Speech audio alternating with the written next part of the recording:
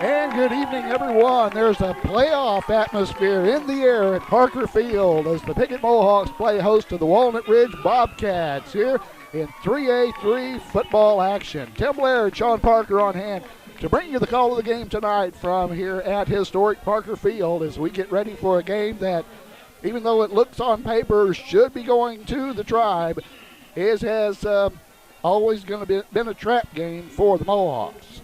Eventful night, lots of festivities. Senior night, we got seniors playing football. We have seniors cheerleading. We have seniors in the band. We've gotten through all the festivities as the Mohawks are taking the field and they're bringing the colors. That's right. It has become the tradition to bring the American flag and now the Arkansas flag in the middle, of course, onto the field to begin action here tonight as this game, as it said, the 2-5 Walnut Ridge Bobcats come to town, but 0-4 in conference. Now the Mohawks standing again at 5-2, 2-2. They have the tiebreaker over two of those teams that are also at 2-2, but we still have to deal with Hoxie next week. Well, a year ago, Tim, Mohawks had the same scenario on the road in Lawrence County. Mohawks were in position to put themselves to host a playoff game and got beat ever so slightly, 14-13. Heartbreaker.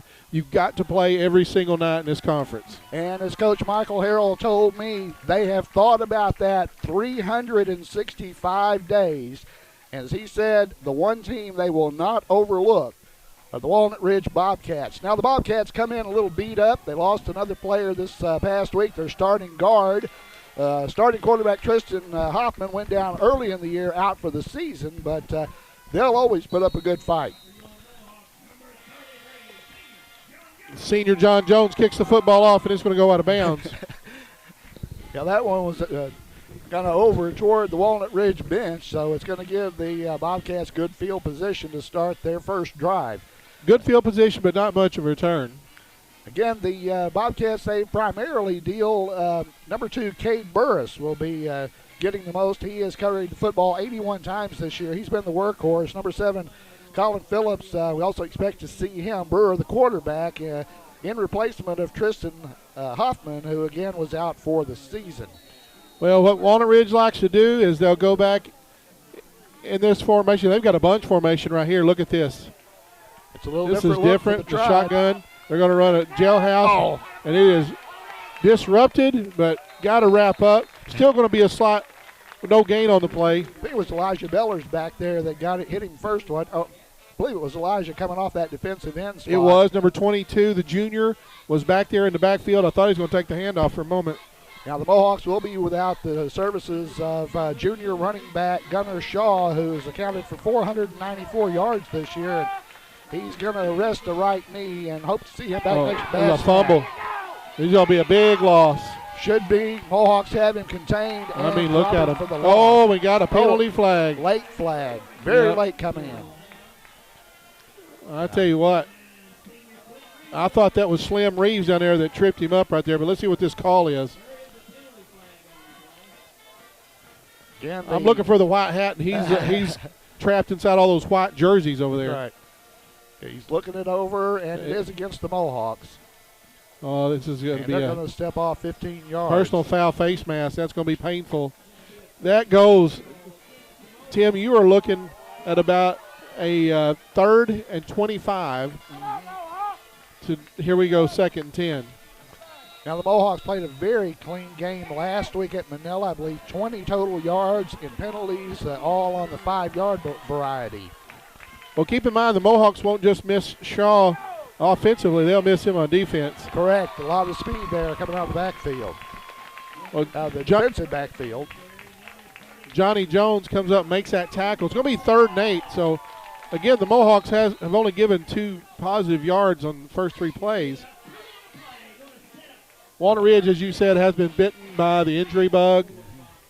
Exactly, and they are a bit beat up, but what do you say? You don't. An injured animal can be the most dangerous. Well, they go. They're going to line up again in the shotgun formation. They're looking to throw. Pass is complete, and he's got a first down. And that is their number 1 receiver. He's caught the football the most of all the Bobcats this year. Yep. Jones was in there on that tackle, and then Reeves forced him out of bounds, but they're going to mark him a yard shy. I guess they can see where he stepped out. So. Yeah, on the far sideline here at Parker Field, which we got to compliment the grounds crew, which is primarily today was the players and the coaching staff. They got this place looking great. Well, they're looking for a hard count here, but it's hard to do in the shotgun, Tim. It is. Oh, they moved early. They moved. They moved. Oh, and he paid the price. On the left end, and the Mohawks swarmed the ball carrier. Ball should be going over on downs. We'll shake that one off, and they did throw the flag. I'm not even sure that they threw a flag on it. We saw it, though, right? Well, the Mohawks with an opportunity just outside the Bobcat 30-yard line. We're early on, 10:26 in the first quarter. You know what, Tim? That if they drop that flag, that would be a good thing for Walnut Ridge, because that's a dead ball now. There it is. You're supposed to stop play. If the whistle didn't blow, we saw a little bit of movement on the left end, but I guess a good no call. Piggott Realty, Mike and Pat Patterson for residential, commercial, agriculture, real estate, anywhere in Clay County and beyond. Let Mike and Pat serve you. Been serving the area for many years. 870-598-3142. Piggott Realty, Piggott, Arkansas. Junior quarterback Trey Gosson, and we had movement on both sides, and I think they may get. I think it might have been Nate move. I don't know. We have three guys, two on one side, one on the other. They're going to call it against the Mohawks. Well, Mohawks put themselves in a hole here to start, but they still got great field position. 1st and 15 from the 36. You know what happened there? Walnut Ridge jumped and caused the Mohawk offensive line to move in defense. They change that rule every once in a while about who that's on, who the infraction's on. But anymore, it just goes against the offense. 1st and 15 inside. That looks like Cade Harrell. Cade Harrell with a good drive and gets it back and more as he takes it down to about the 23-yard line. Well, Tristan Hart had to hang on, and it's what he was doing was hanging on to make that tackle. So he's going to gain 13, and that's going to be second a pair. So Harrell adds to, he's now over 400 yards rushing on the season. Well, more impressive is his average. Yes, it's way up there. And like last week, not a lot of carries, but pretty good yardage. As they spread it around, 8 different players touched the football, 5 scored against John's going to have a first down and more. John Jones. Inside the 20 at about the 18-yard line. They'll move the chains here at Parker Field. Again, little linebacker, looked like Nash Gill, trying to hang on, but there was a hole in it. John got through there and got that first down pretty easy inside the 20. And platooning with Hayden Lemons also going to keep his legs a lot fresher as he does do double duty with over, I believe, 70-some-odd tackles on the other side of the football. Yeah. Speaking of Hayden, he's down near the 15. And he's dropped Colton Oglesby. He's had a couple of really good ball games and has stepped up. Of course, we had the injury to Lane Buchanan. He was called upon then. Lane got a little healthy, and now Gunner down. But Hayden Lemons is senior, filling the hole and doing a great job. There's about 7 or 8 running backs that can start. Right. Well, we had 8 carry the ball last week. All right. A little counter, got a nice block. Oh, John Jones sprung him. He's down inside near the 10, a little bit short of a first down. Did you see that block on the edge? It was. Laid it open. That was the thing at the Manila game. We were down at the end, toward the end of the ball game, and some of the holes that the Mohawk line opened up against the Lions was just a great job. All right, Mohawks threatening 3rd down and a long 2. About 2 to go for the first down, but the football down around the Bobcat 10. There's Lemons. He's got the first down. He's down around the 5 or 6 yard line. And the Mohawks also doing what they prefer to do, and that's burning up some clock here in the first quarter of play. Again, the Bobcats got the football, but turned it over on a blown play on 4th down. The Mohawks trying to take advantage of that turnover with their first score of the night.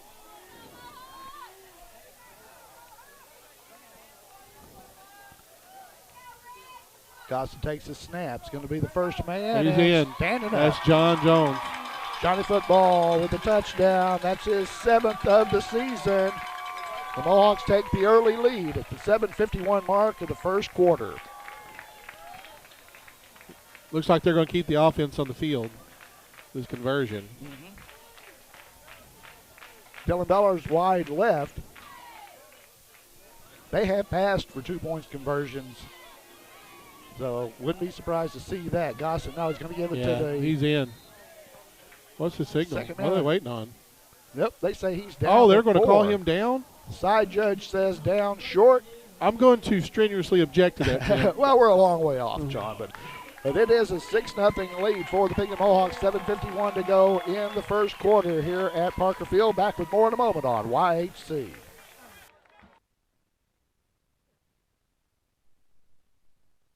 Back at Parker Field, where the Piggott Mohawks take advantage of a blown play on 4th down by the Walnut Ridge Bobcats to score on John Jones with the touchdown. 2-point conversion, no good, but the Tribe with the early lead. Well, I called it good. Yeah, you called it good, but early lead here on senior night. John's going to drill it. This one will be returned. From the 20. It's like number 1 on the return, and he is swarmed. I thought he lost the football for a minute. He turned around, but you saw a wall of gray and red and had to turn around. That's Slade Dalton. He's a scat type runner, but he's not very big. No. We saw him hit him in the flat out there a while ago, and need to keep him in front. And here comes the Bobcats back on offense. Well, Coach Treadwell's been there a long time, Tim, at Walnut Ridge. Yes, and they've had some good years. They're going to take that one off the right side, and it's going to gain 2 or 3. Well, they had a pretty good season last year with Luke Harper and being able to make it to the playoffs and so forth, but that injuries have really hurt the Bobcats this year, let's say that. You know, if you do get a crease through that defensive line, those linebackers clean you up. Well, like I said, coming into this game, Cade had 77 tackles on the season. John Jones 73, Nate 59. When they'll let one loose that Nate can get a hold of. So they've done a great job. Again, 2 of the better linebackers in 3A statewide. I'm telling you, they just keep. Brewer scrambles. He is over in the corner and taken down. And you won't get a face mask this time. No, Slim was there on the spot. Senior Quentin Reeves and a host of Mohawks dropping for a big loss. That's not a bad snap.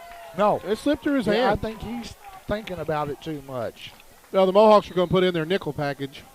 And that's Andrew Brewer. There are 2 Brewer brothers actually on the ball team, but that's Andrew. He stepped up after the injury to Tristan Hoffman. Well, the Mohawks bring in Spencer Harden, number 1. As an extra D-back. One of the seniors honored tonight, and a quick guy. Well, here they have 3rd and 17, about 18. All right, see what they can do with it. And they're going to take a safe. He did not go anywhere. He did not. Slim was there again, along with that left side of that Mohawk defensive line.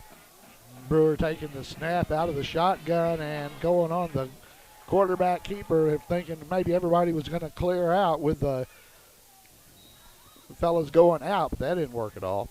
Mohawks have been very disciplined on their containment. That's something that has really been a hallmark of their defensive game this year. Everybody does their job. Punt. Well, you know what? That's returnable. Well, nope. It's kind of a short, goes out of bounds. It went out of bounds. It was a line drive, and from this angle, I thought it was going to go right to him, but that angle was going to the left. Well, it goes out of bounds. Still inside Bobcat territory. They're going to mark it, I believe, at about the 41-yard line. Or right at the 40-yard line. That's where the Tribal had their second shot. I'd like to thank Pumpkin Hollow. It's that season. It is. And a couple more weeks left. It's a fall attraction that draws guests from all over the country.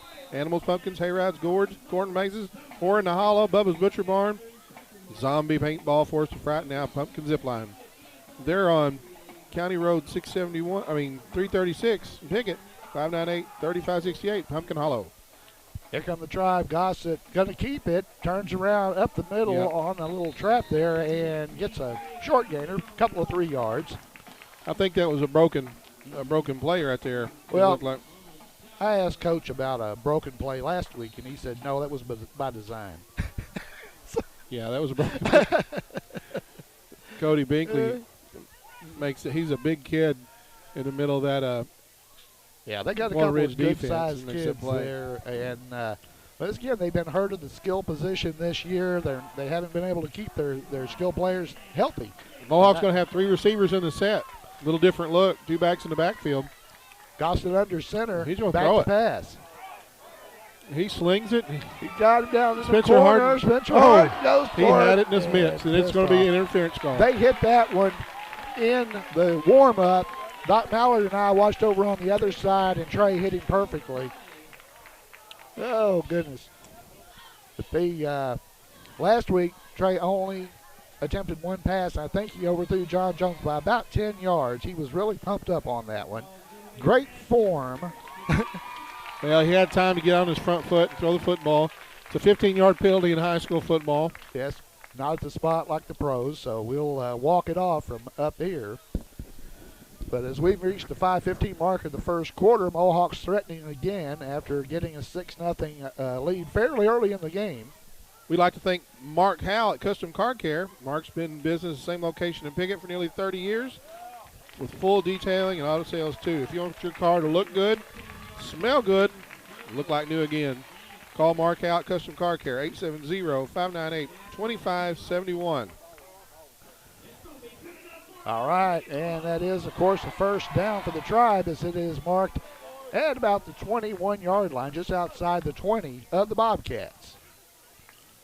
Gossett to Jones. Johnny into a crowd over there, but he still has about 5 yards on the carry. Well, he got cut down low right there, but the hole was there. Initially, Tristan Hart again in on that tackle, but not before Johnny got about 5.5. And when you average 5.5 yards of rush, you win ball games and you keep the other guy's offense off the field. So, second down also gives you a lot of options that you can do on second and a long 4, because we're going to give him close to 6 on that carry. Well, Gossett's going to give it to Lemons, and he's going to pop it outside. He's got a first down. Hayden goes inside the 10. They're going to spot him just inside the 10-yard line on the north end zone here. And Burris, who not only runs the ball a lot, I believe is their second best tackler on the stop. Yeah, well, Phillips, number 7, if he doesn't make that play, that's a touchdown right there. But it's first down and goal just inside the 10-yard line. The Mohawk offensive line has established what's going to happen in this football game. That's right. They're already dominating the line of scrimmage. They've set the tone, and here comes another example. Yeah, he's gone. That's Lane Buchanan right up the middle of the big track. fullback right up the track. Junior out there, and the touchdown from just inside the 10-yard line. 4:07 mark to make it 12-0 as Lane Buchanan, who was a little dinged up earlier in the year, has made a good return there at the fullback spot. You know, Walnut Ridge took a whipping playing Newport recently. Yes. They just took a dog whipping, and we're going to split Corey out to the left and Bellers out to the right. So Dylan Bellers and Corey Fuller split out. Going to pitch it back and say, hey, go to the corner, and we got that. Yep. Spin move is no good. They're going to say no good. They say the football didn't cross the plane. So the Mohawks maintain a 12-0 lead at the 4:07 mark of the first quarter here at Parker Field. Back with more in a moment on YHC. We're back at Parker Field where the Mohawks prepare to kick off to the Bobcats again, and it'll be John Jones. Good long kick. Oh, it takes him all the way back. Touchback out to the 20. So John Jones showing his strength. He may have just a little bit of extra adrenaline going here on senior night. Dan Gossett Real Estate, 420 East Main Street in Piggott. Dan and Daniel Gossett, if you're looking for a home or a place for your business to operate or call or visit Dan Gossett Real Estate. Proud sponsors of Mohawk Athletics, 870-598-5555. There's a timeout on the field. A timeout call by the Bobcats to 4:07 mark, and if not really sure what they want to talk about, maybe need to catch a break, get a little breather or something going. But the Mohawks striking early, and the only downside so far being the two missed two-point conversions if you want to look for something that they could have improved on. But we're here on senior night where they've honored the 11 seniors on the football team, the members of the band. Let's talk a little bit about the band. They'll be competing in the state marching championship. I believe that they will be doing it Monday is their competition at War Memorial Stadium. Both them and the Rector Band will be going down. The marching is Monday and Tuesday.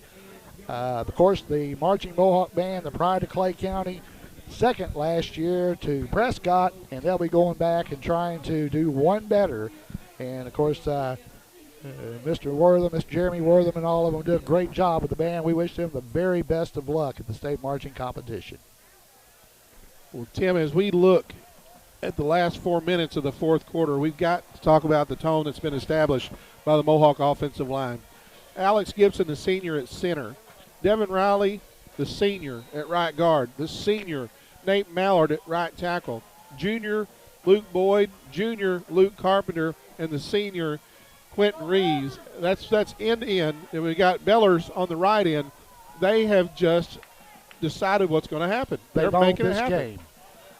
Look at that. Back penetration. Oh, great my job. goodness. That was that snap went straight to number 7 there, Colin Phillips was back in the gun.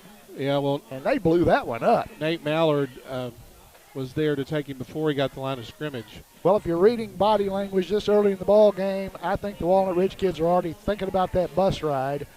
They brought a fairly good contingent across the way. They travel well. Walnut Ridge always has. And but they're awful quiet over there. Band's playing a little bit, but they haven't had a lot to cheer about. I don't know that they have a positive yard. Another bad snap. They keep doing that. Back at the goal line. Man, he is right on the at one. The goal line. He's They're trying on the one. to get. That's about the same place they marked Hayden Lemons down, right on the goal line, it looked like. On the 1 foot line. The way the Mohawks are blowing up that backfield, we may get the deuce that we were looking for a while ago right here. Tim, sometimes you see a high school team at this stage in the season. Why can't they get the snap?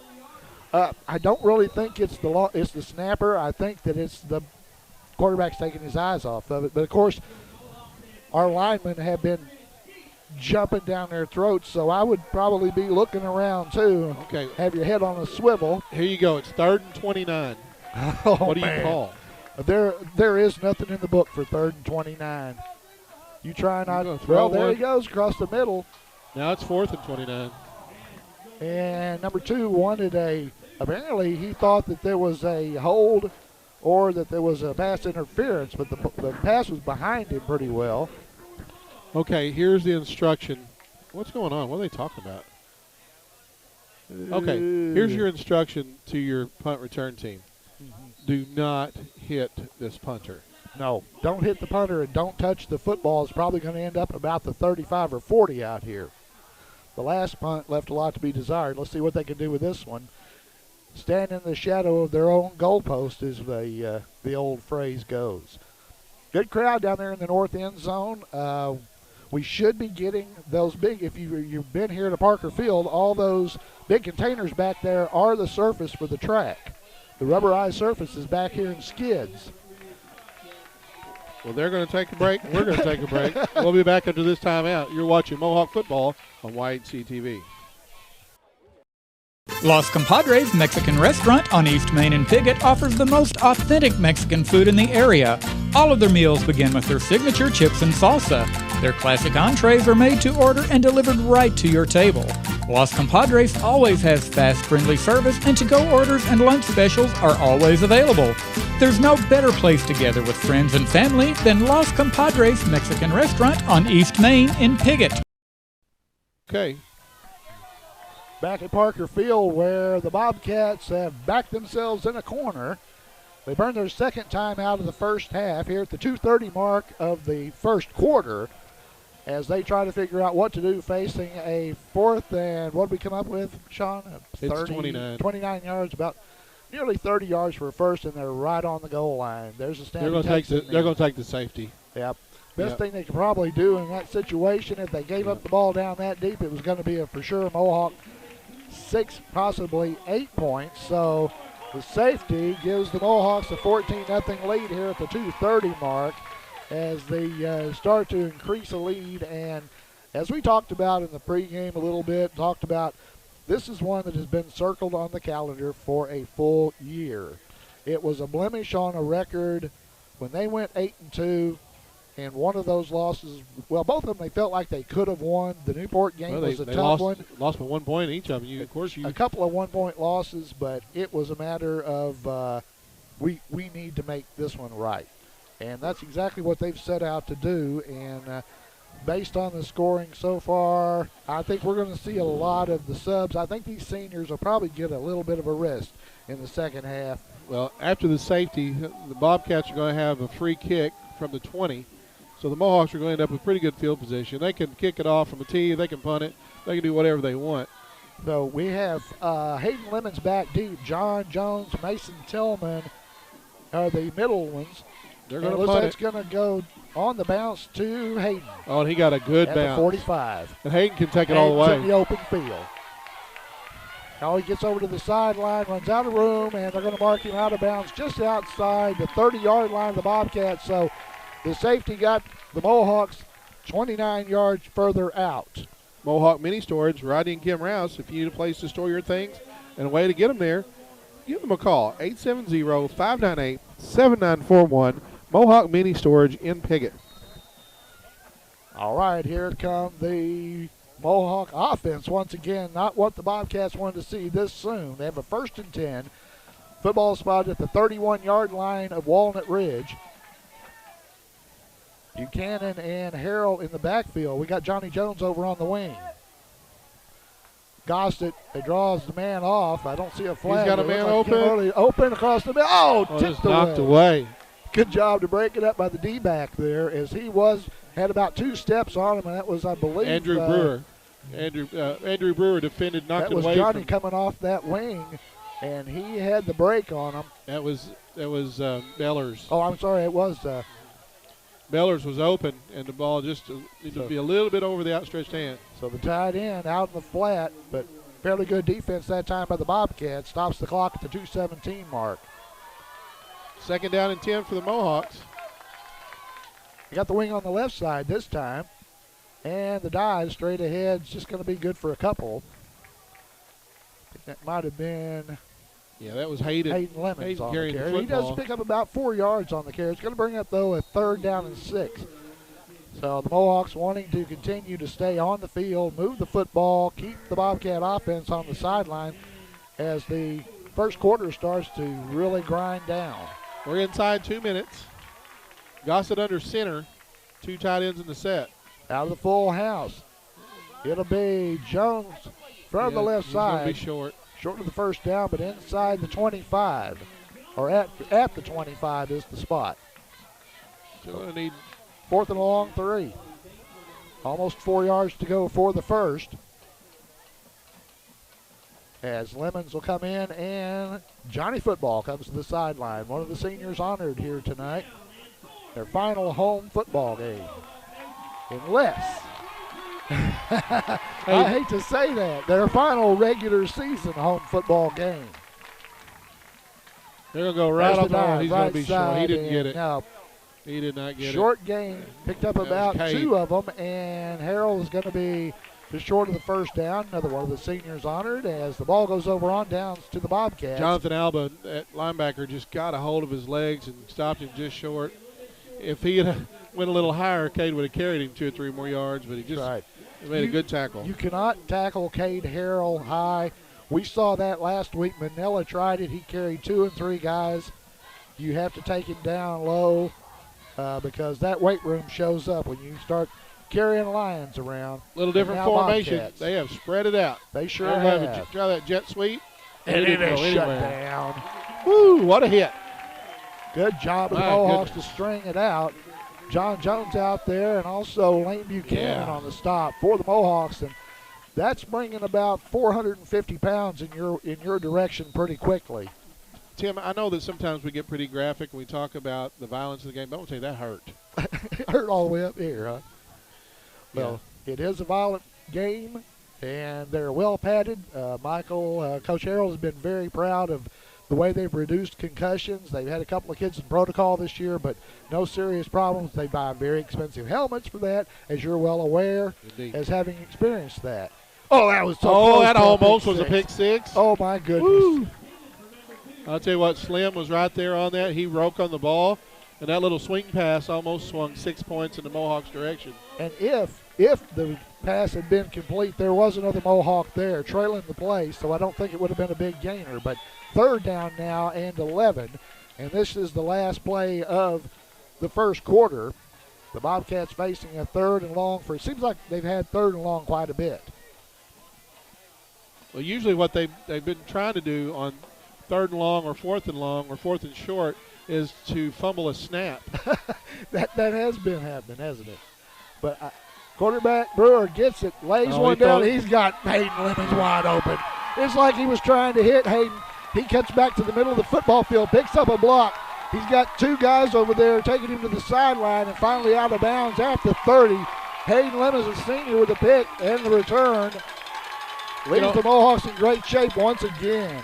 It's been fun to watch Hayden do that over the years, hasn't it? It There's has. 4 seconds left in the quarter. So I think they marked him out of bounds. So on the turnover, the stop will stop the clock, and Hayden will stay in the ball game in the backfield. Hey, it'd be nice. Just go ahead, call his number, let him finish it. As well, this will be the last play of the first quarter. There's Kane again. He dropped the ball, but he got it back. And that is the end of the first quarter. Our score from Parker Field, the Piggott Mohawks leading the Walnut Ridge Bobcats 14-0. We'll have more in a moment here on YHC-TV. For the fastest, friendliest service around, visit us at Piggott Pharmacy on the Square.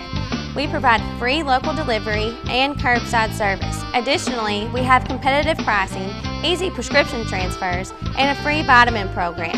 We're locally owned and operated. Come by Piggott Pharmacy today, where our patients are our family. Shop Grey Elephant Clothing in downtown Dexter, Tuesday through Friday, 11 to 5, and Saturday, 10 to 3. We have all new fall arrivals in women's and children's. We're excited about our fall merchandise. Come in and see us today.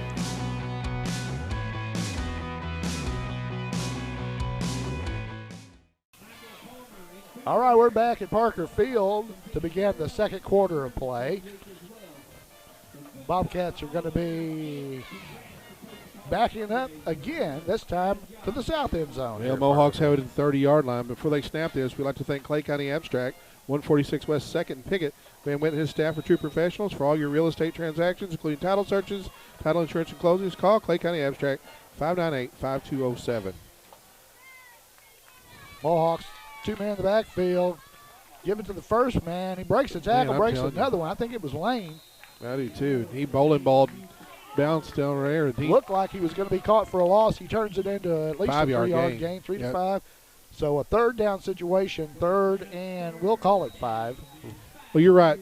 Because you're right. It was. I thought it was first down. It was second down. So we had gotten very little on the first play, but Lane turned that into a 3 or 4 yard gain. So it's 3rd and 5 or 3rd and 4.5. But he was stopped at the line of scrimmage or beyond. He turned it into something. Third down, the wings on the right side again. And little reverse. Nice pancake block. Oh, my goodness, he's got it. Lemons. Wow. Inside the 20, and that's exactly where he needed to be. And he goes around, I believe it was Burris out there on him, but he gets enough for the first down by about 2 feet. Burris was in position to make that play, and Lemons went to the corner. I hope Frank Staples got a good picture of that one. He was right there. Well, first down for the Mohawks as they convert on third down. We're going to spot the thing about the 17, 18-yard line. Oh, the Tribe threatening again, leading at 14-zip. This time straight up the middle for about 1.5 yards, maybe 2 yards on that carry. Yeah, that's the senior, Cade Harrell. He's going to be down near the 15. So he got a couple. He's 2nd and 8. I tell you, we've got a quick official, a referee, blowing the 25-second clock. Oh, he's winding it quick. He's winding it in a hurry. be needing to get home early. I mean, they've got the ball spotted. Boop, he is winding. Full house backfield behind Gossett. Turns. And Gossett still got it. He's found a crease. He's going to go to, there's a flag behind him. Gossett took a whack. He did. The junior quarterback on the carry, and that's something we've seen the last couple of weeks, moving the football well. Unfortunately, it's going to come back. It is. You got a hold. Mohawks a hold on the backside is going to negate a good play by Trey Gossett and bring up a second down and looks like about 18. It is. Close to 20. It's close, 19 yards, I guess. So try backed up. Lemons comes out. Jones into the football game. He'll be in the backfield with Buchanan and Cade Harrell. And that's a load. Mohawks in the tee. They're going to hand it off to left tackle. Nothing much doing, but John Jones still going. 2, 3, 4 tackles. He's still running. John Jones still running. They're going to have to take him out, and he goes to the corner. Just shy. Nope. He's in. Touchdown. Johnny Jones stretches, put the football on the pylon, scores the touchdown for the Mohawks. No flags behind him. This one's going to stand up. Did you see the official?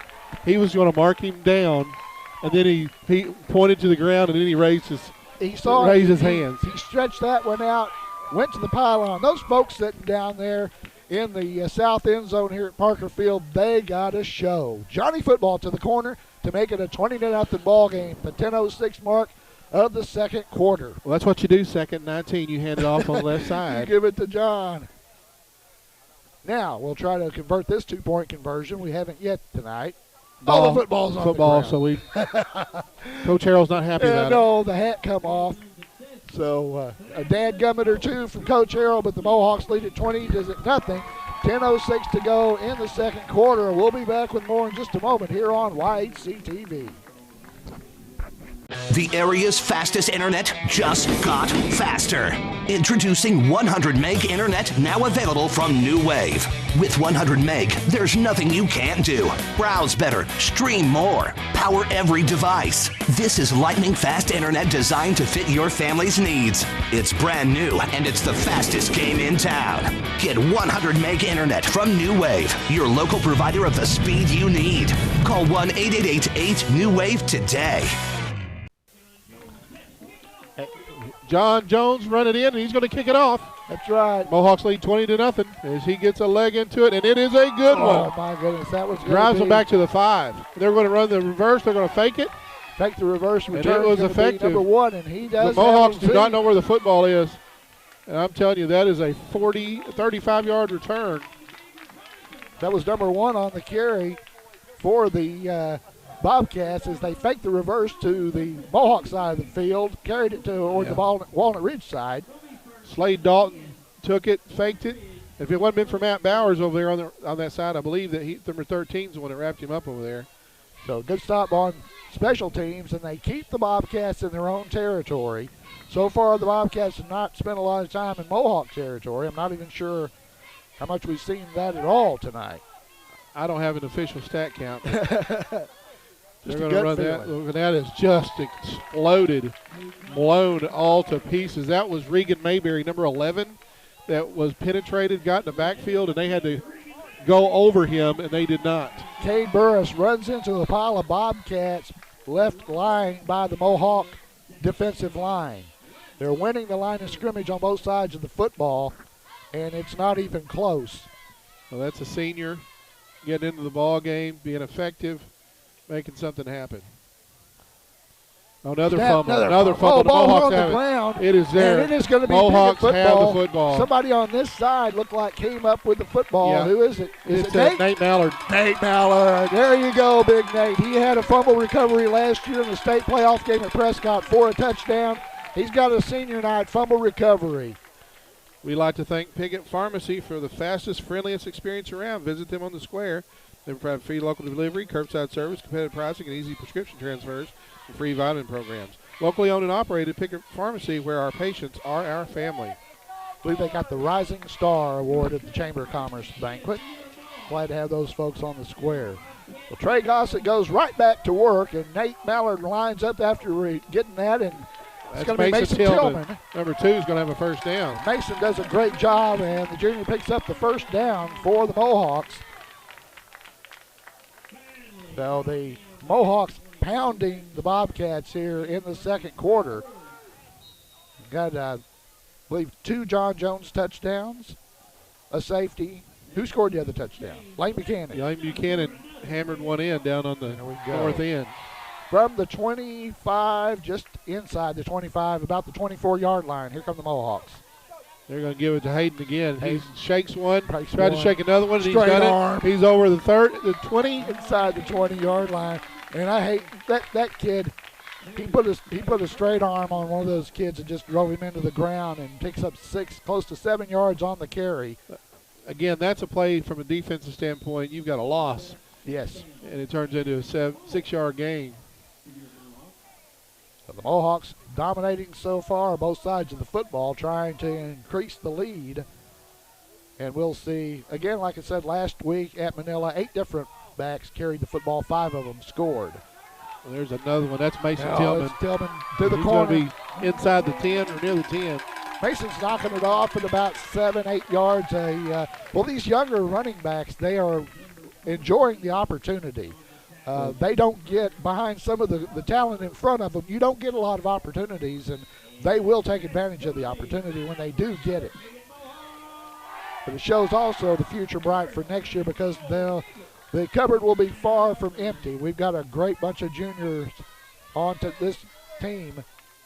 As Coach Harrell said, they bring a lot of the intensity. It's a senior. He's got a hole.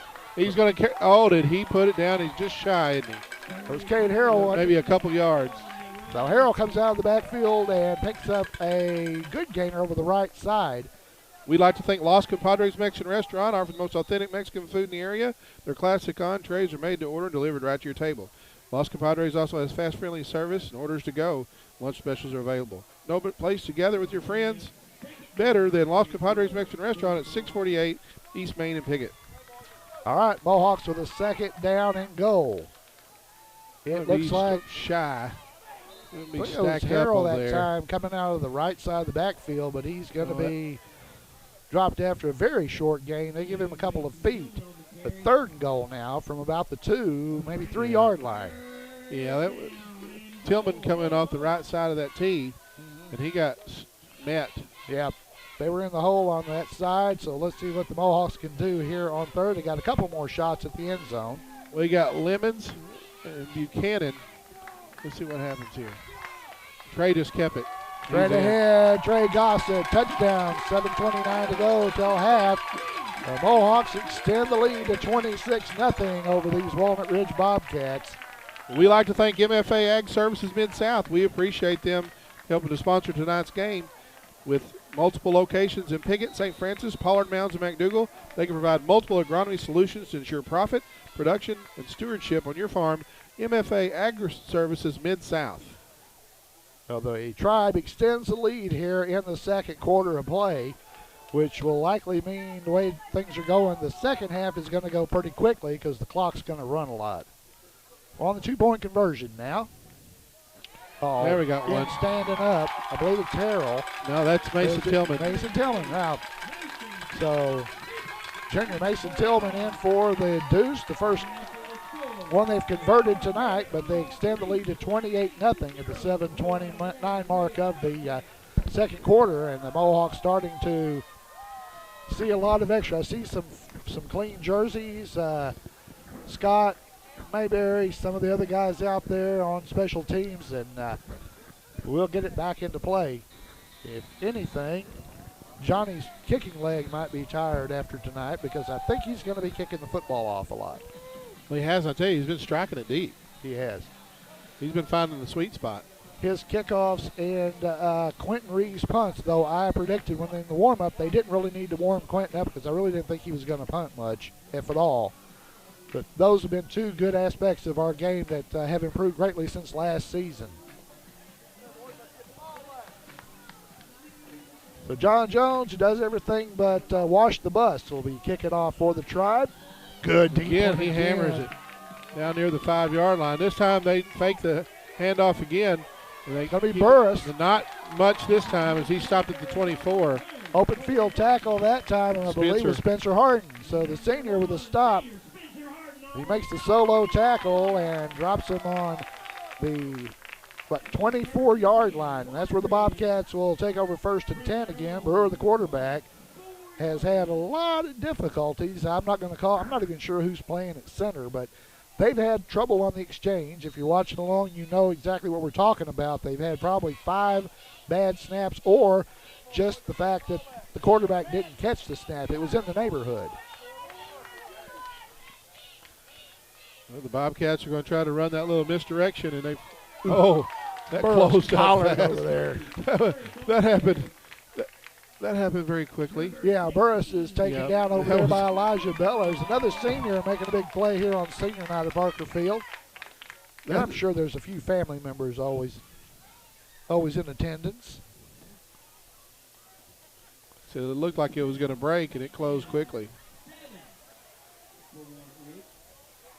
So 2nd down now for the Bobcats. Another misdirection. They're going to try the draw, and nothing much there for Burris, though he does get out close to the 1st down. We're going to have a 3rd down and about 2, looks like. 3rd manageable for the first time. It is at that. Cade comes up and wraps him up. Mohawks do not need to relax at this point. Clock running at the 6:22 mark of the 2nd. Split a man ride to the right this time. Quentin Reeves out there with him.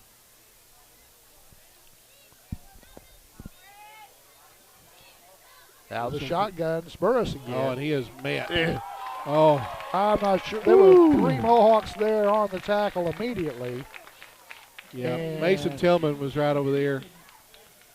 It's going to be a 4th now, and that was a loss of about a yard or so. It's 4th and 5 for the Bobcats at the 5:52 mark, and looks like they are lining up to punt it away. And the Mohawks will look once again to have good field position, as their punting team hasn't been exactly strong so far tonight. I believe it's Hayden Lemons dropping back into the safety position. A little bit of a low snap, but it gets away a short one. It's going to come down in a crowd. You got to let that go. Yeah, bounces out of bounds at about the 46-7 line. We'll call it the 40. No, actually making that about the 42-yard line. That's about a 14-yard net. Oh, that wasn't much to that one at all. Gossett comes over to the sideline. Okay, they got it on the 40. It was on the 28, so that's 12 yards. 12 yards. Hardly worth the trouble. They were actually in better shape with the long intercepted pass, weren't they? I'm telling you, a 12-yard net. So the Mohawks back on offense. Still seeing a little bit of substitution from time to time, but Gossett's going to get over it on the left side. And they didn't make the tackle. Hayden Lemons on his feet, I believe, isn't it? Or is it? We're having trouble telling Hayden and Tillman apart. That's John Jones coming out of the right side then. He's got good yards. We'll call it 7. Oh, 40 down to the 33. All right, Mohawks break the huddle. They come up with Buchanan in the middle, Harrell beside him, and Lemons over on the far side on the right wing. Gossett under center looks back to the sideline. Had a little bit of early movement. He's back to pass. Trey Gossett, he's going to air it out. Big crowd down there and intercepted. We have a flag. He got mugged. He was triple teamed. And the return by Burris in the Mohawk territory, but it's not going to hold up, as Hayden Lemons was mugged by 3. Now Trey threw that into a crowd there. A big crowd. A lot of white jerseys down there. Many more than there were Mohawk jerseys, but one of them made the mistake. They had the cut. They had the man in front. And if they hadn't mugged him from behind, I think that it would have been a clean interception. So Mohawks may have gotten a break, and we will have the penalty marked off from the spot of the They're football. discussing it. I'm not so sure that they're Coach Treadway is trying to talk them out of this, and I don't know how he can do that. I don't see how you can call it anything but pass interference. Hayden comes to the sideline, and Coach Errol, he's interested as well in wanting to hear what the opinion is of the Zebras. The officials all gather out there, and they're going to have a little powwow at the 4:26 mark here of the second quarter. And well, Tim, you got to admit they impeded the offensive man's ability to come back and get it. Yeah, so it's the right call. Yeah. But I want to tell you, I just can't imagine the domination that's happening up front for the Mohawk offensive line. And I'm just going to, one more time, I just got to get it from left to right. This is from tackle to tackle. Left tackle, Luke Carpenter. Left guard, Luke Boyd. Then you have Alex Gibson at the center. And then Devin Riley at right guard, Nate Mallard at right tackle. And they have had their way. And that's not even to mention the very fact that Dylan Beller's on the right end and Slim's been split out some. But I'm just telling you, the domination up front is the difference. it has been the difference in this football game, and now they're going to mark it off, give the Mohawks the first down. They retrieved the football as it was ran back into Mohawk territory on the interception by Burris, but that's waved off on the penalty flag, and the penalty marked off will give the Mohawks first and 10. And they'll be down around the 20-yard line, just outside the 20-yard line of the Bobcats. Knocking on the door once again, leading 28-zip. Well, we're at 4:26 remaining on the first half clock. The Mohawks are threatening again. So it could be a long second half for the Bobcats, but they have had a couple of those. In fact, they've had several of those lopsided ball games this year, so it's nothing new to them. Coach Treadway out talking to the official. He's giving somebody an earful over there about something, but it's going to be first and 10 for the Tribe. Well, the Mohawks are going to split out a receiver to each side. Got 3 backs in the backfield. Out of the full house, straight, pretty much up the gut, following Devin Riley over there on the left side. A good gainer for the Tribe. Buchanan. Junior fullback Lane Buchanan on the carry. He picks up 6 yards. Almost 6.5. It's going to bring up a second down. Long 3, close to 4 to go for the first. Well, Tillman will check out while Lemons checks back in the football game. Slim's coming in.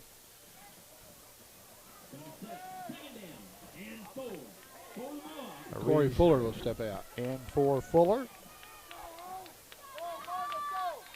Man on the wing, 2 in the backfield. The dive straight ahead is stacked up. Big crowd in the box that time as the Bobcats stacked it, and we got a Mohawk down.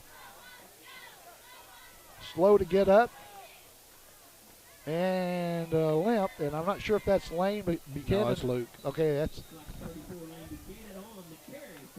So we have a dinged up Mohawk, and we're going to have, I guess he called a timeout. Going to help him to the side. He's describing, it looks like, for Doc Mallard what happened. He might have came in and took a shot at the side of the knee.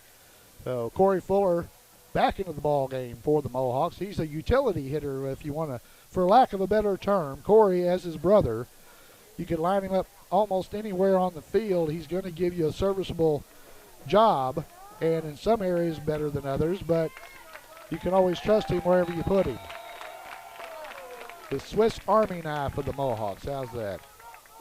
Well, sometimes he'll wear 10, sometimes he'll wear 54, just depending on where they need him. Correct. Oh, Gossett with the keeper, breaks the tackle in the backfield. So that he's got a host fourth down. of Bobcats. Going to bring up a 4th down for the Mohawks. And who called a time? Michael called. Okay, the Mohawks called timeout at 3:09 to go here till the halftime intermission. The Mohawk marching band, the Pride of Clay County, they're getting ready down here. Looks like they're going to be doing a little bit of a different halftime show. I haven't seen the hard hats before or the road construction sign. Well, I talked to Leanne Allman, the president of the band parents, tonight, and they have added 2 to complete the program. There we go. This is their state competition in its entirety. Well, they've had an excellent season so far, and again, they'll be marching not this coming week, but the following week, actually, 30th and 31st, I believe. Monday and Tuesday are the dates of the state marching competition on the hallowed ground of War Memorial Stadium in Little Rock. Well, Going to have 4th down and 8. Well, that's usually right in our powerhouse. So let's see what they dial up.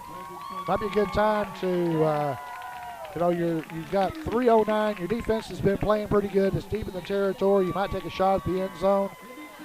But we'll see what Coach Harrell is drawing up for the offense. Cheerleaders are throwing out a few T-shirts, I think, donated by Piggott State Bank. Well, we appreciate them. I finally got one of the little footballs. Hey, Gossett is back. He Shakes is the flushed. pressure. Good block. Trey Gossett rolls. Oh, he's got a man open. He's got a man open. Touchdown. And he dropped the football. I believe it was Quentin Reeves. Let's see. Yeah. Quentin Reeves is just off his hands and incomplete. The ball will go over on downs at the 3-minute mark of the second quarter to Walnut Ridge. The Mohawks maintaining a 28-0 lead, and that was he had him. Well, Trey made something happen. He was flushed. He kept his feet. He spun. He rolled right. He found the man right in the middle of the field, threw it against his body, and Slim a couple didn't of make the big catch. blocks over there. They laid a couple of Bobcats out to make the way for Gossett to try that one. So Walnut Ridge having a lot of troubles here tonight. Will once again try to move the football. Oh, they'll run that And jet. the It's going sweep to lose is not again. going to work. My goodness, they continue to lose yards on that. The Cade's over there. So My goodness. Cade Harrell, the senior linebacker, adding to his total. He's up in the 80s on tackles on the season. This is the 8th game. Right, and it just shows how. And John Jones is right there with him, leading the team, leading most of 3A. And as we said earlier, probably arguably the two best linebackers in 3A statewide, especially when you play them together. You got to remember, there have been some games that have been turbo clock that they haven't played the whole game. Right, yeah, they've gotten those on. That's like some of the rushing numbers, too. All right, 2nd and long, and a break. It goes out of bounds on the run there. That was Phillips, I believe, wasn't it? Yeah, Colin Phillips.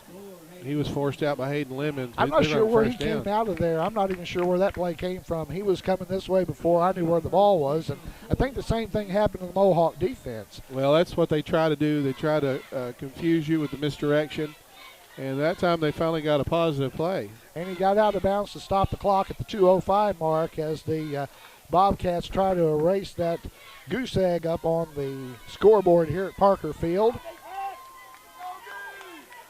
And come out in the same formation. Snap Ball's on on the the ground ground. Again. Phillips with the Didn't get direct positive yards snap. that time, did he? No, Colin Phillips takes the direct Hey, snap. and I'll tell you what, Luke he Boyd back in the swarmed. game. Dylan Beller's over there making that play, along with the senior All-Stater, number 74, Nate Mallard. All-State Nate in on the tackle there, so the Tribe forcing them back a little bit. Going to bring up should be a third. That was 3rd down. No, Oh, 2nd down. That was it. Yep. 2nd down and long. They've got about 13 to go for the first. Football spotted right on the 35-yard line of the Bobcats. And we're under a minute and a half to play in the half. There's the Direct football snap up the again, middle. and he might have got back to the original line of scrimmage, but the middle of the Mohawk defense closed quickly on the ball carrier, so it's going to be 3rd down and close to 10. They may have a number 11,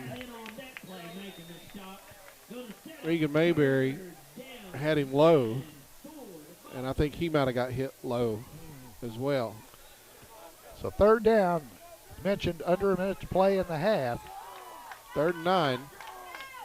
There's that snap. They They're going to fake throw the that. reverse around the left side, and he's got That's a going to be the good little game. guy. Little scat back we talked about it. He does not get out of bounds. The clock will stop while they For move the the movement of the chains. chain, then they'll wind it, and I'm sure by those 2 early timeouts that Walnut Ridge burned in this half may come up to bite them a little bit here if they try to milk the clock a little bit here late in the second. Now they'll crank it up. They'll wind it. Here in a minute they're going to. Well, he wasn't out of bounds. They've started the play clock, but they haven't started the game clock. They should have. Yeah, that's what I thought. So So 1st and 10 for Walnut Ridge, and the spin move by Phillips in the middle. Doing.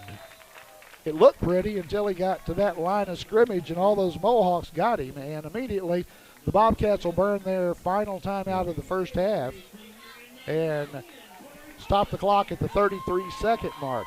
If you're joining us late, the Mohawks, they came out, made a stop on the first drive on a 4th down, got the football, went down, took care of business, scored a touchdown by John Jones, Lane Buchanan. Jones got another one, got a safety.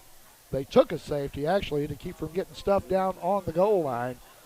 So the Mohawks now with a 28-0 lead. We also have a 2-point conversion in there somewhere. The Mohawks up 28-zip late in the second quarter here in this 3A3 contest. Of course, the Mohawks on the road at Lawrence County next week as we'll visit the Hoxie Mustangs, which in all intents and purposes is shaping up now to be for 3rd place unless something happens to Hoxie along the way.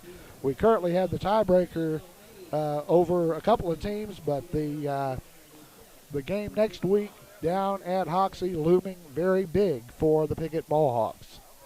Well, Coach Sears has Hoxie playing back at the level that they're used to playing. Correct. They got off to a shaky start, had a terrible year last year. We gave them a beat down here, scored, I believe, 55 on them. And here come the Bobcats, 2nd down and long. And they're going to throw on a back, reverse halfback pass. pass is up and incomplete.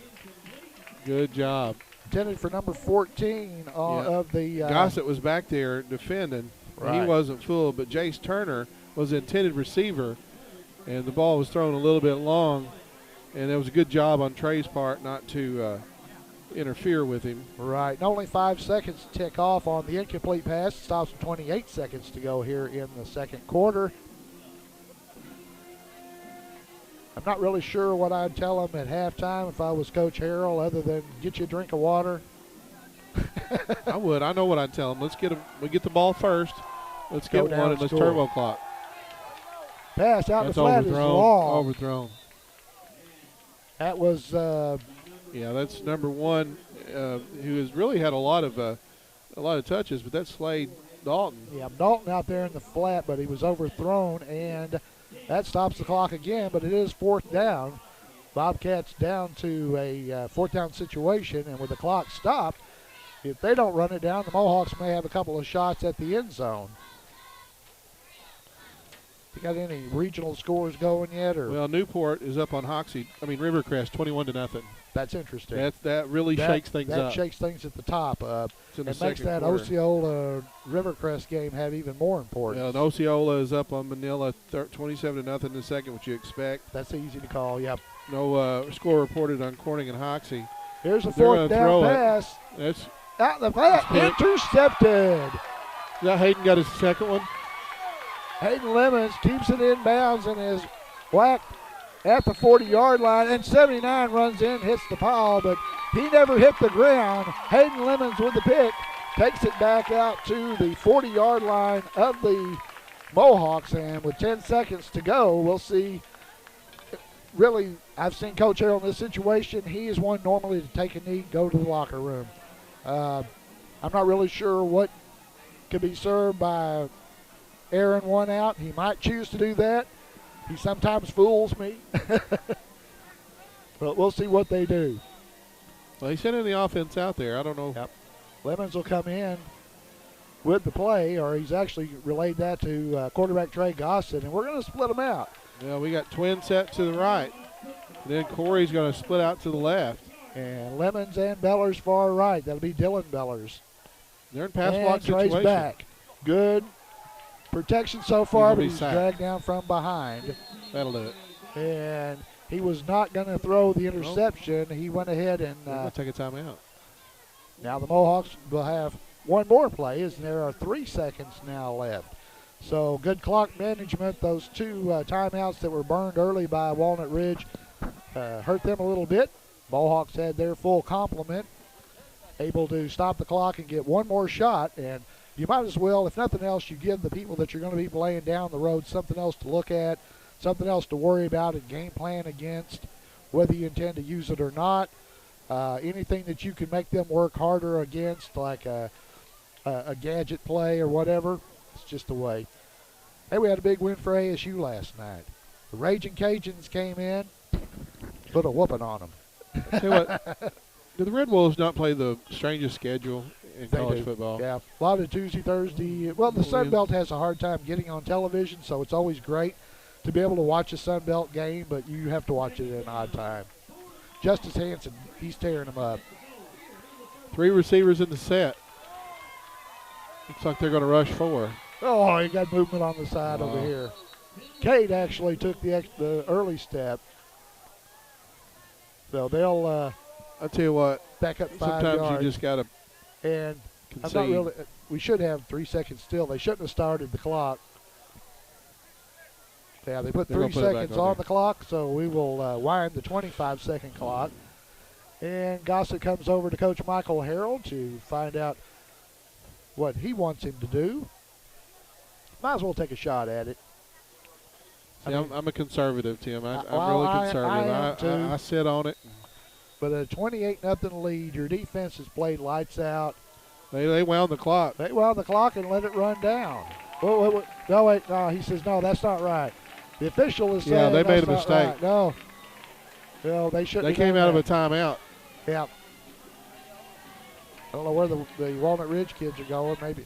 Oh, that's the Walnut Ridge band down there. Isn't it? I think it's just too late to redo it. He'll just say, we'll take a knee and let it go. The Walnut Ridge band is down here. They'll be performing coming up in just a bit. And, again, we have the Piggott Mohawks leading the Walnut Ridge Bobcats 20-0 at the halftime, 28-0 at the halftime intermission here at Parker Field. Back with more later here on YHC-TV. For the fastest, friendliest service around, visit us at Piggott Pharmacy on the Square. We provide free local delivery and curbside service. Additionally, we have competitive pricing, easy prescription transfers, and a free vitamin program. We're locally owned and operated. Come by Piggott Pharmacy today, where our patients are our family. At Ag Explorer, we're farmers too. So we know that farming's never been a 9-to-5 job. Just like the farmer, we work overtime to bring you whatever it takes.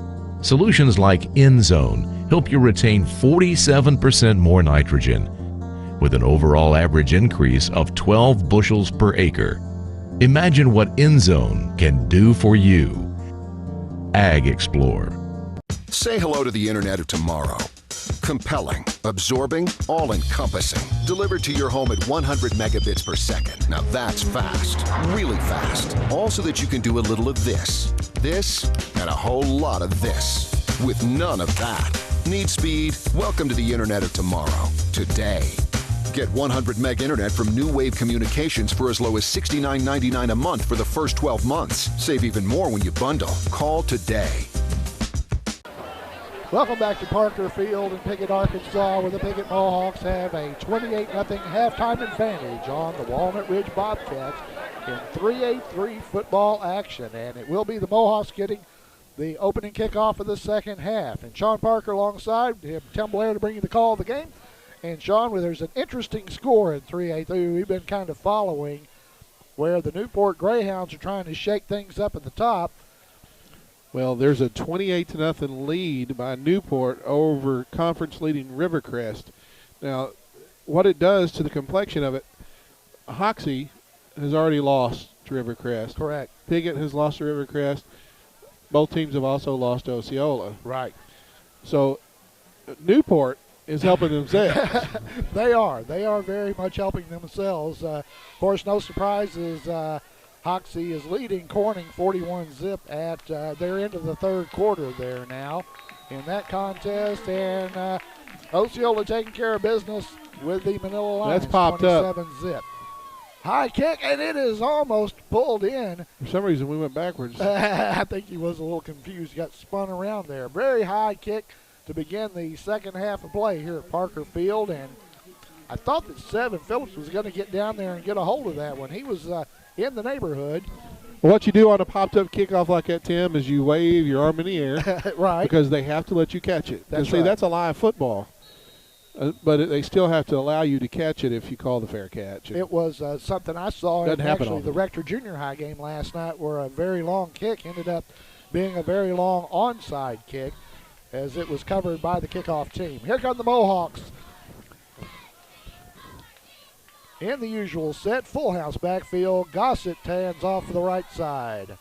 Not much going on right there with John. So Johnny Football gets the first carry of the second half. It picks up a couple of yards. Going to bring up the 2nd and 8. Takes it out to about the 35-yard line of the Mohawks, as they'll be defending the north goal line here at Parker Field. You know what? I think I gave that carry to the wrong guy. Really? Yeah, John's I think over here. Yeah, well, he was in the game, but I think Cade got that couple yards right there. 2nd and 8. All right, Here comes the Hayden. two-headed monster. Here comes Hayden Lemons. He's through the first wave. He's got a couple of men going for him, Good. and a great gainer by Hayden Lemons inside Bobcat territory at just outside the 40-yard line. Well, I tell you what, Elijah Biggers made that play in the open field because Hayden took a short gain and made it his own, and he that's owned about the third time that we've seen the senior do that tonight, right here in front of the Mohawk bench, taking it to the sideline and dancing up the line for a good gainer. Well, 41-yard line, 1st and 10 Mohawks as they come up 2 tight ends and 3 backs in the set. From the full house, junior Trey Goss at the quarterback. He'll take the snap. No, And we have they're going to movement. call that one dead. I think they're. Let's see I think it's encroachment over here. Well, they're pointing toward the Mohawks that there I didn't see the movement. I didn't see the it. movement either, but it just seemed like everything did get started about a half of a beat before the snap of the football, and they will whistle the Mohawks. It's the only thing. We have had a few penalty flags tonight. Nothing to be really overly concerned about, but just a little bit of sloppiness as Buchanan comes out. And I'd like to see that one on replay, Tim. I really think that there's an interior line that from Walnut Ridge that came early and caused that. Jones into the game, back into the game, and Lemons. So we have both of them in the backfield with Harrell, and it's straight We ahead. get that 5 and more. Nice.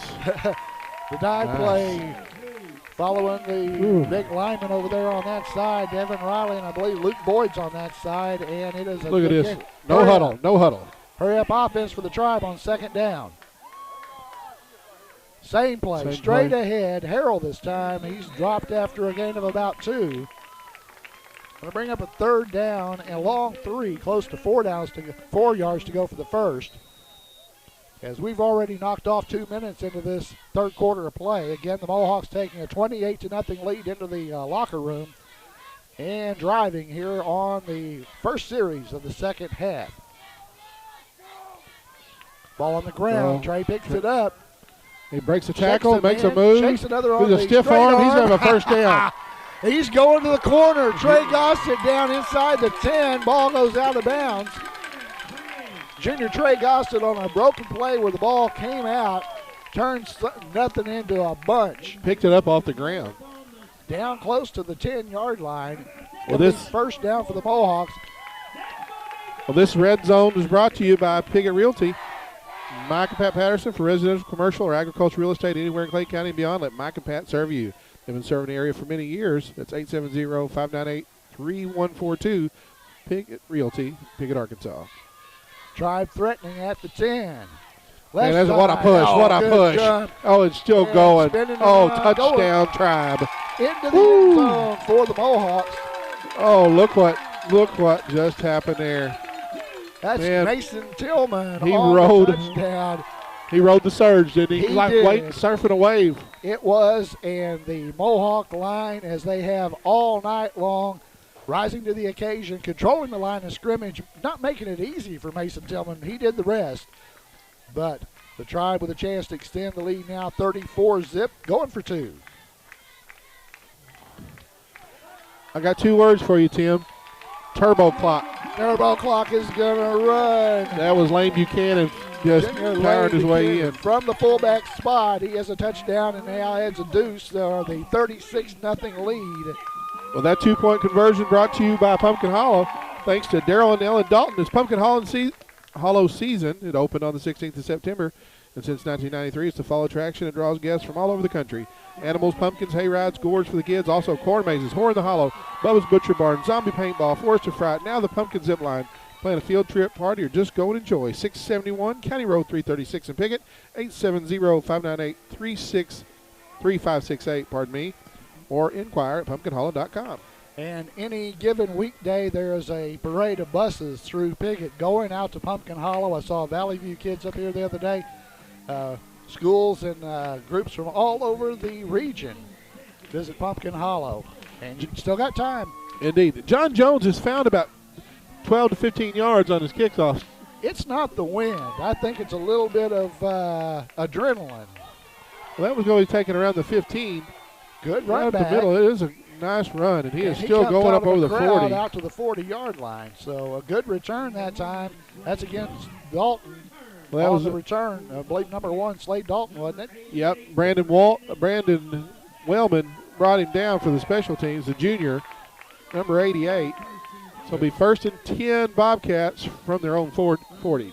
And the kickoff team has gotten a workout. Indeed. Well, this is 8:58 in the third quarter, and the clock is running. So we're going to thank Custom Car Care at Piggott, Arkansas. Mark Howell's been doing business for 30 years in the same place. If you want your car to look good, smell good, and look like new again, call Mark Howell, Custom Car Care, 870-598-2571. Woo! Yeah, that just didn't develop at all as the Mohawks were into the Bobcat backfield almost as quick as the the backs were. And it's a loss of about a foot to bring up a second down, a little over 10 to go for the first. But as Sean mentioned, the most important thing is the clock will run throughout the second half. And this one will be over pretty quick, as it is a couple of the other games that are going on. We mentioned that the lead for Hoxie was 41-zip at the half, or there into the third quarter, as they take on the Corning Bobcats. Second 11, ball's going around the left side. It is caught by Nate. Nate brought him down with one arm. He fought off a He was getting blocked. He was. Uh-oh, they're going to get him for taunting. They're going to get him. A little too much celebration perhaps over on the far side, but or somebody might have. Maybe not. We hope it was somebody with maybe John. Maybe he was getting held. Let's see what they're going to call here. But Nate Mallard was being blocked. He had a hand on the running back, and the guy was trying to block him. Unsportsmanlike. I think if you for a celebration, or they're going to get him. Well, but anyhow, it was an excellent play, and the clock keeps running. Though the football now out near midfield for the Bobcats, and you know that's the only way they picked up yardage.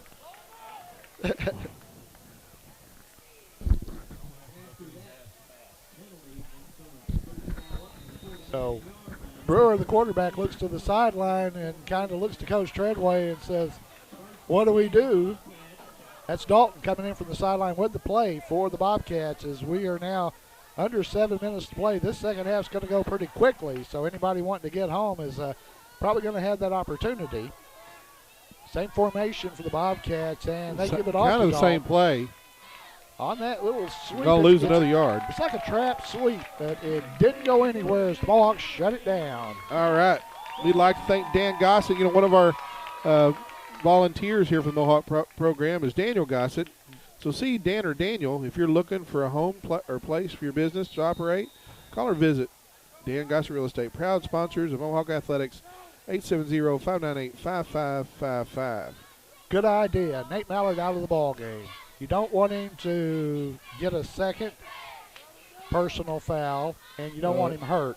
So sportsman. And we have a big play up the middle on the little draw.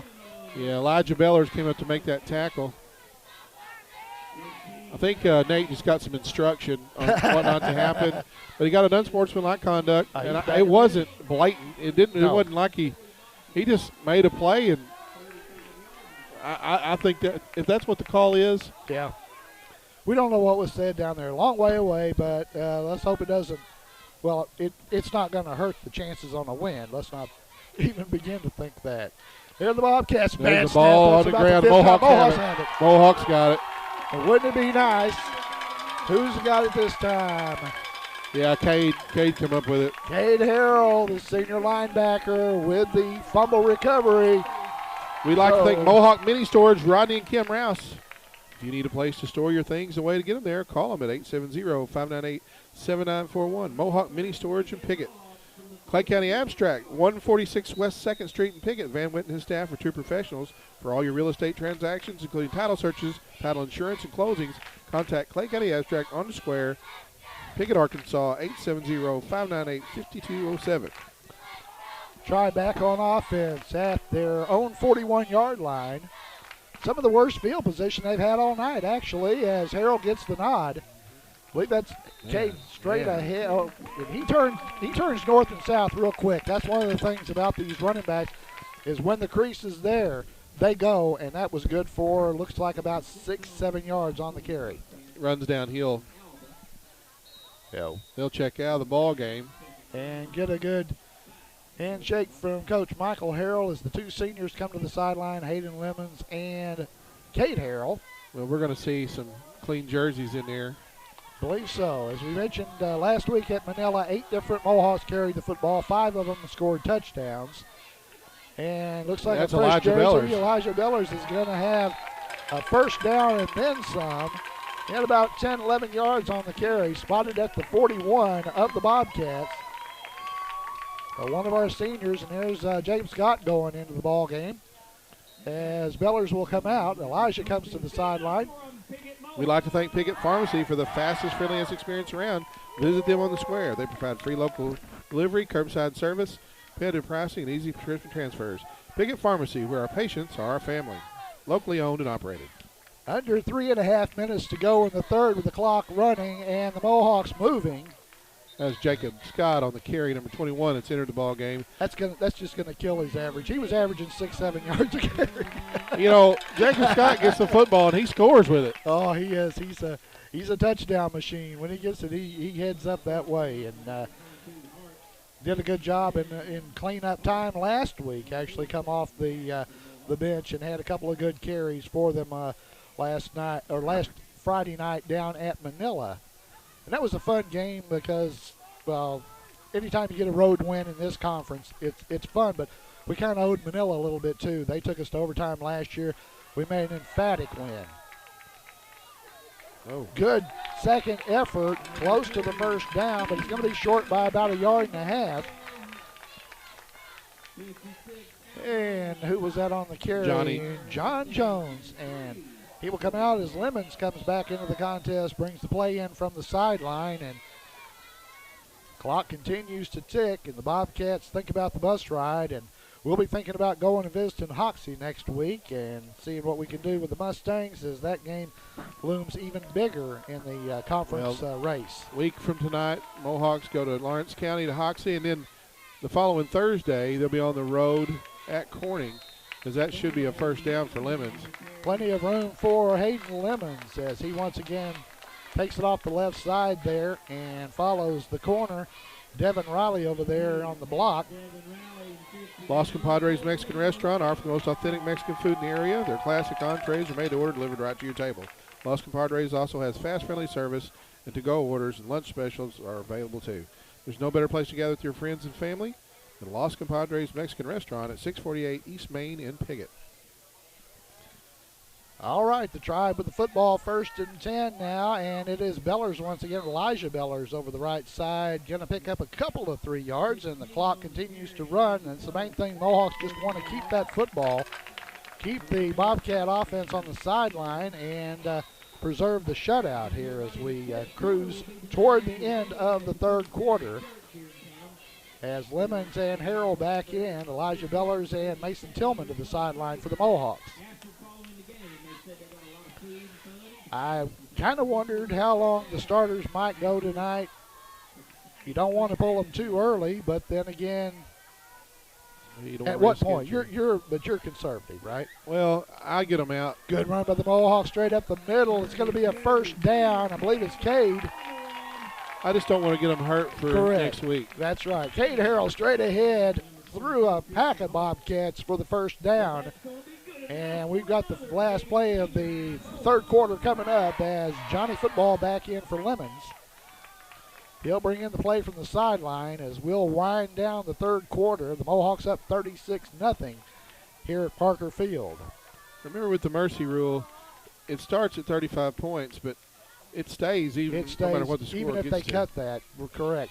Oh, look. Going to go left side. Nice run over to the left side. Good run by the Mohawks to end the quarter, and it's going to bring up a 2nd down and 5 as we walk it to the other end for the 4th quarter. Our score here at Parker Field, the Piggott Mohawks lead the Walnut Ridge Bobcats 36-0. Back with 4th quarter action in a moment here on YHCTV. Los Compadres Mexican Restaurant on East Main in Piggott offers the most authentic Mexican food in the area. All of their meals begin with their signature chips and salsa. Their classic entrees are made to order and delivered right to your table. Los Compadres always has fast, friendly service, and to-go orders and lunch specials are always available. There's no better place to gather with friends and family than Los Compadres Mexican Restaurant on East Main in Piggott. For the fastest, friendliest service around, visit us at Piggott Pharmacy on the Square. We provide free local delivery and curbside service. Additionally, we have competitive pricing, easy prescription transfers, and a free vitamin program. We're locally owned and operated. Come by Piggott Pharmacy today, where our patients are our family. Shop Grey Elephant Clothing in downtown Dexter, Tuesday through Friday, 11 to 5, and Saturday, 10 to 3. We have all new fall arrivals in women's and children's. We're excited about our fall merchandise. Come in and see us today.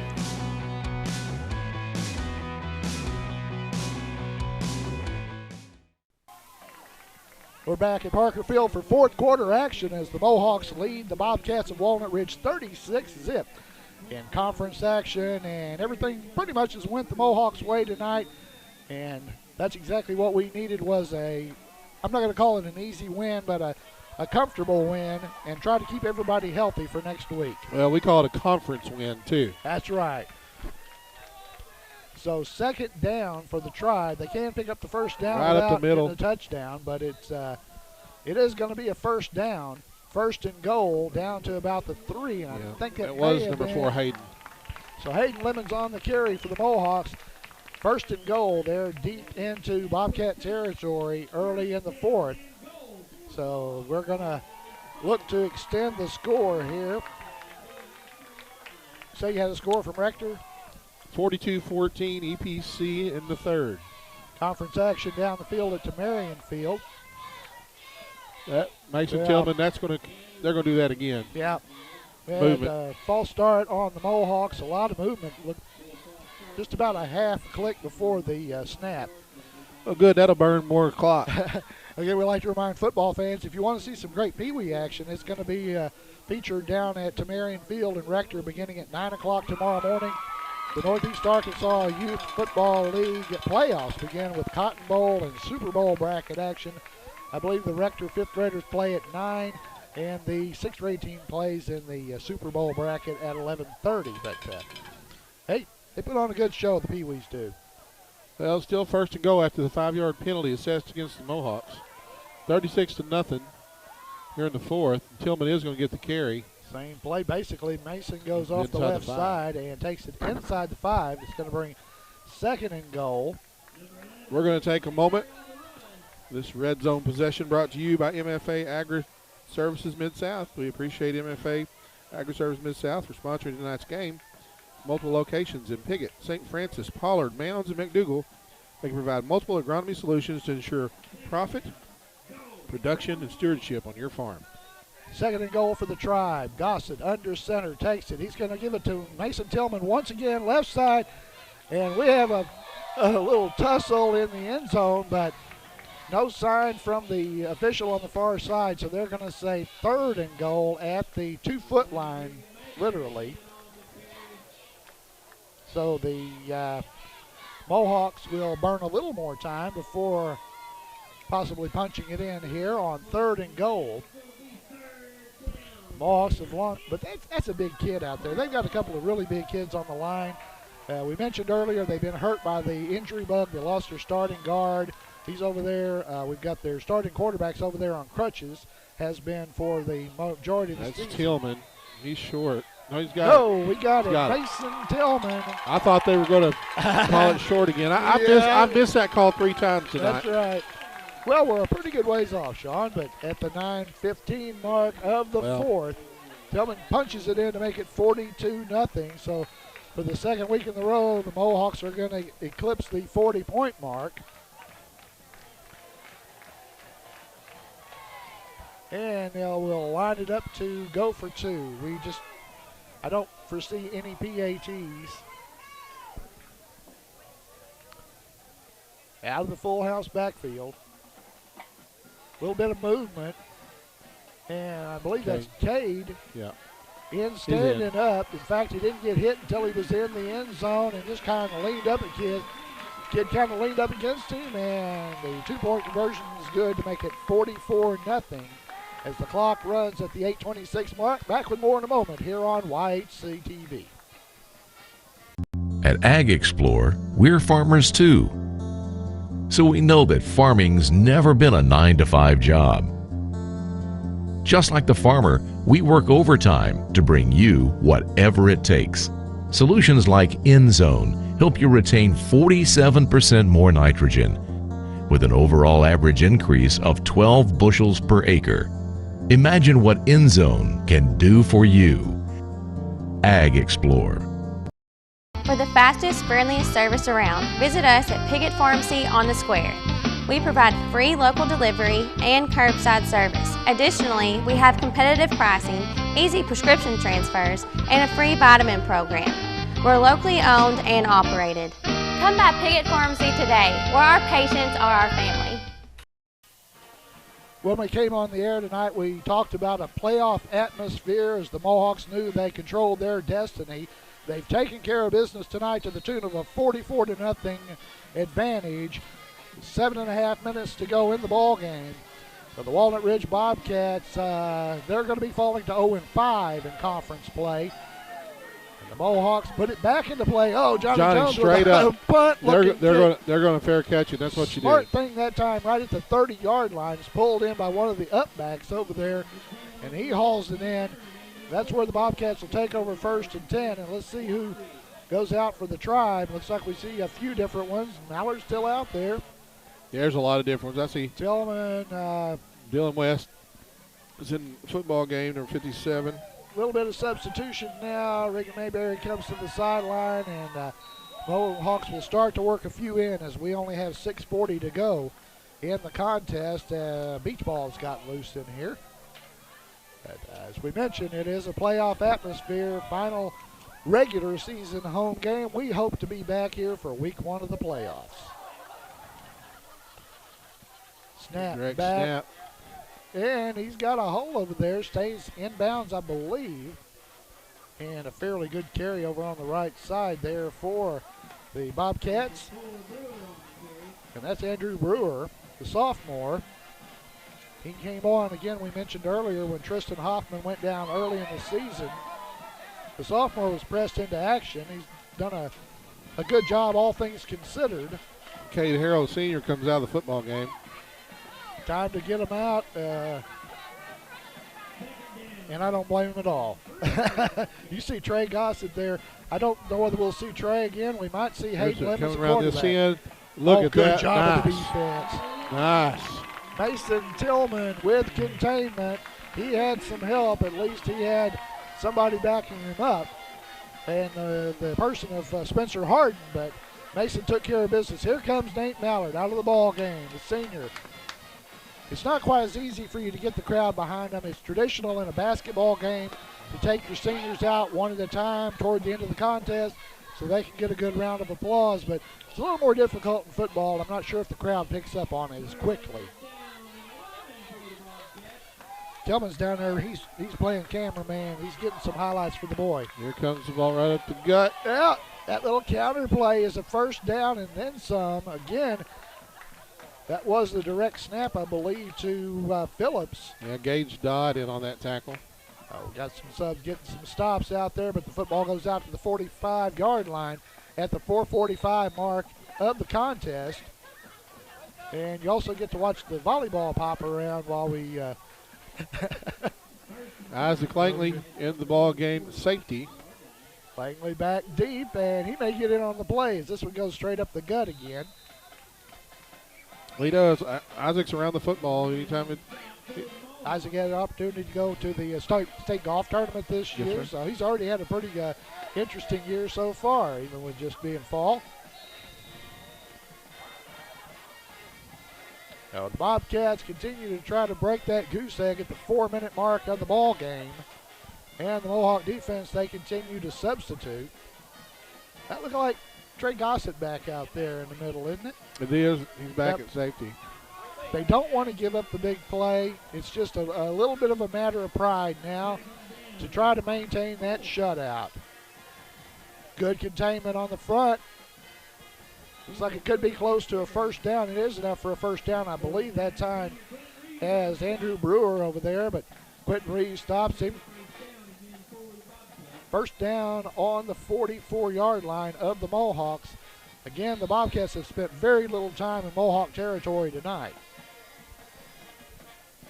Well, with this loss, the Bobcats are 0-5 in conference play.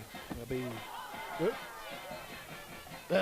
As our cameraman, Tyler Wagner, takes a beach ball right in the snoot. Actually, right in the camera. We may need to get him some head protection out there. Get one of those concussion helmets. Here comes the subs, looks like. That's the starters. Oh, the starters have gone back in. The Mohawks have decided we're not going to let you score. Basically, that's the message being sent to the Walnut Ridge Bobcats right now at the 2:45 mark. Second down and 6. So Dylan Beller's in a little bit late. Lines up at that D-back spot, or defensive end, and comes across quick. Mohawks stack him up after a short gain. Back to the line of scrimmage, maybe a yard. It's going to be third down. As the starters back out there to close this one out for the Piggott Mohawks in the, as we keep saying, final regular season home appearance for the Tribe. The Bobcats break the huddle, come up in the same formation. I'm not even sure what to call. What do you call that formation, Well, Sean? it looks like they're just bunched up on the right. And I actually looked up a bunch of formations today because I tried to give this a name, and there is, and it's called a lot of different things. Yeah.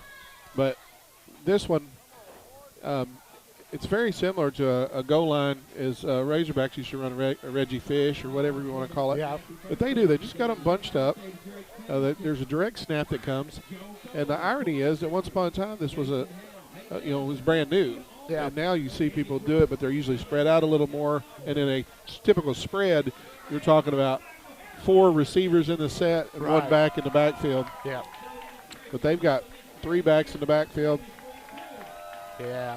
Here we go. We're going to bring our starters out again and get them a round of applause. The majority of the starters now coming to the sideline. There was a timeout called on the field, 1st and 10. And the Mohawks are going to go ahead and, with 1:42 to play in the contest, going to try to preserve that shutout, but give the starters and the seniors a good chance to come out and get a round of applause from the partisan crowd here at Parker Field. Clock will wind and 1:30 to play. Movement early looked like, but no flag, and it's going to be nothing doing as the Mohawks stuff it right there. Luke Boyd leads the way for the Tribe, and leading and making that stop. Luke actually came into this game. He had on the season 29 tackles. It doesn't sound like a lot compared to the linebackers who are over 80 now, but that's doing a good job when they do let you get one. So, defense is designed for the linebackers to make the stop. Well, folks all down there are waiting to go out onto the field, family members and so forth. They've already gathered down there around the gate. They're just waiting for that final bell, and they are going to go out there and congratulate these Mohawks on what is a very key conference win as the clock is wound with under a minute to go. Bobcats don't seem to be in any hurry, and they haven't wound the 25-second clock yet. Well, maybe they won't run a play. The game clock is running. That's Dalton coming in from the sideline with a play from Coach Treadway at the 24-second mark. The play clock is actually about 7 seconds difference between that and the game clock. They're going to run a play. Straight ahead, He's number going to 7. try to get to the end zone. And got a first down. Has the first down, but the clock continues to run, and I'm not really sure that Coach Treadway feels like a timeout would be well served.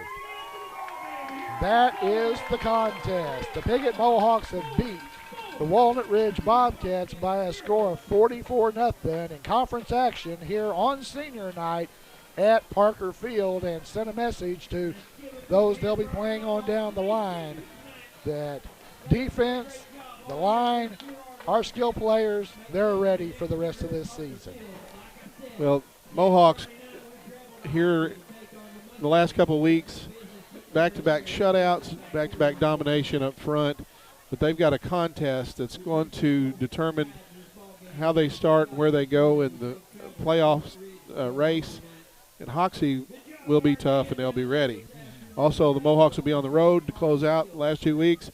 We're not looking down the road to Corning. We're looking to play Hoxie. We're going to have to stop them from throwing the football.